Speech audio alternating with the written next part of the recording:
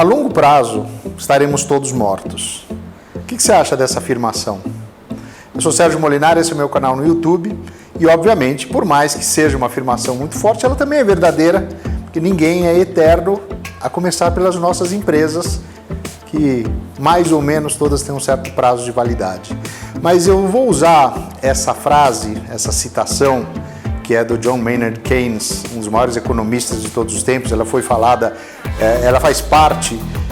do Tratado sobre a Reforma Monetária de 1923, para poder introduzir um tema que para mim é um dos maiores dilemas que afeta a relação entre a indústria e todos os canais de abastecimento e os operadores do food service.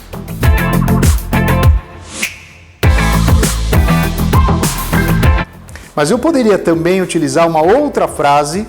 que leva mais ou menos para o mesmo caminho, que é uma frase de Hamlet, de Shakespeare,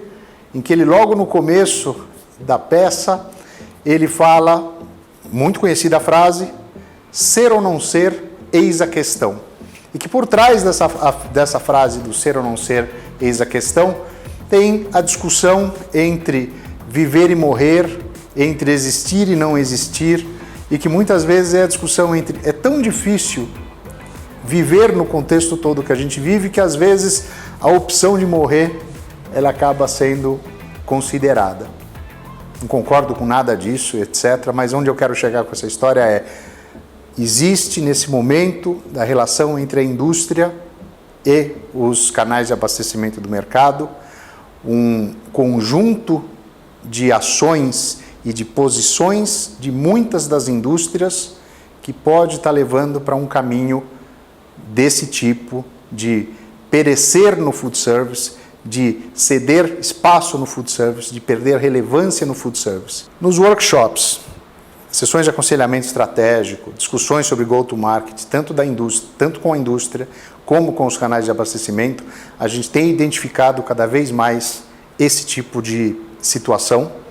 e por conta disso fica até uma sugestão, vamos fazer uma discussão dessa na tua empresa e poder avaliar qual é o cenário hoje de como está o teu relacionamento com o food service e quais são oportunidades que o food service pode te colocar para estar ainda mais à frente quando o mercado começa uma trajetória de recuperação.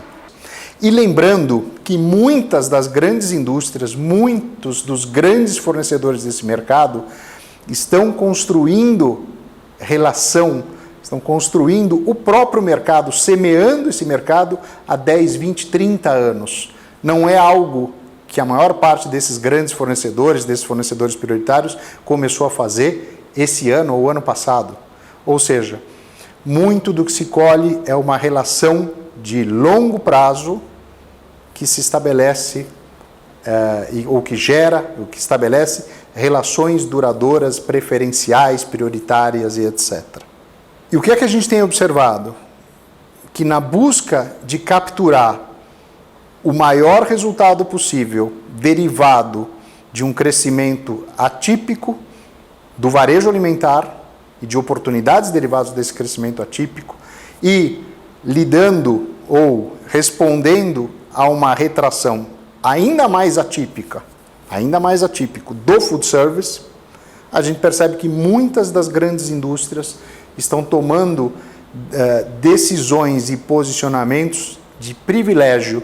tão maior para um mercado em detrimento do outro, que isso pode mudar dramaticamente a sua situação de relação com o food service e que pode mudar significativamente como todos os canais de abastecimento e os próprios clientes lá na ponta enxergam algumas dessas indústrias. E daí a gente ter usado aqueles paralelos, tanto do Keynes como do Shakespeare, para poder falar sobre vida e morte, para poder falar sobre existência e assim por diante. É bem verdade que existe toda essa oportunidade no varejo, e é bem verdade que existe um conjunto inédito de desafios no food service. Mas se eu puder citar aqui 4 exemplos que a gente tem observado com uma certa frequência, um deles, contingenciamento de volumes e de disponibilidade de produto para o food service, para poder se priorizar um atendimento máximo possível no varejo. Também alguns itens específicos de food service que são que fazem sentido para o operador final e não fazem sentido para um consumidor em casa, que estão deixando de ser produzidos para poder alocar volumes de produção para atender a demanda do consumidor. A gente também poderia falar sobre condições comerciais bastante agressivas ou preferenciais colocadas nos canais que chegam até o varejo alimentar em detrimento das condições praticadas junto ao food service, gerando inclusive uma disparidade em termos de qual a inflação que algumas dessas indústrias promovem no food service versus a inflação menor gerada no varejo alimentar. E como um quarto elemento, a gente enxerga até algumas empresas que estão alocando metas, indicadores de desempenho, objetivos para a equipe, remunerações variáveis, campanhas exclusivamente no varejo alimentar e não fazendo algo parecido ou semelhante no food service, fazendo com que o conjunto todo das equipes acabe efetivamente se posicionando ou indo de uma forma mais agressiva para o varejo alimentar. São 4 exemplos, situações reais. Obviamente a gente não comenta quais são essas empresas aqui, porque não é esse o objetivo, mas são bons exemplos de que existe um tratamento muito diferenciado hoje e que está tirando um pouco de gás, está tirando oxigênio de toda a cadeia de abastecimento que chega até os operadores de food service. E aí é onde mora o perigo. Se a gente pensar do ponto de vista de perspectiva, muito provavelmente o ano de 2022, na pior hipótese, o ano de 2023 já deve colocar o food service novamente nos patamares de mercado de 2019, ou um pouquinho acima até, dentro de mais 1 ano e meio, 2. Isso já faz com que tudo aquilo que a gente falou durante as últimas 2 décadas sobre food service crescendo praticamente todos os anos, acima da média do mercado de alimentos, acima da média do mercado do varejo alimentar, essa situação deve se recolocar, ela deve se restabelecer. Então, a preocupação que a gente tem hoje talvez como mensagem para a indústria, até pelo compromisso que a gente tem com a própria indústria, pense se o grau de agressividade com o qual está se indo hoje para o varejo alimentar em detrimento do cuidado com o food service, se isso não pode ser uma faca de 2 gumes e pode custar um esforço muito maior para você restabelecer a tua posição no food service no momento em que ele passe a tracionar e a elevar novamente a sua curva de crescimento. E usando 2 palavras que a gente colocou agora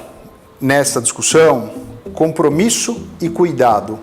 Esses foram 2 dos alicerces que fizeram com que os líderes do mercado de hoje fossem ou se transformassem nos líderes de mercado de hoje. Não é só o produto, o serviço, a marca e etc. Mas foi fazer parte intrinsecamente do desenvolvimento do mercado. Essa é a mensagem. Eu tenho certeza que a gente vai ter oportunidade de, através dos nossos workshops, nossas sessões de aconselhamento estratégico, discussões de go-to-market, a gente pode contribuir para esse pensamento. Sucesso para todos nós!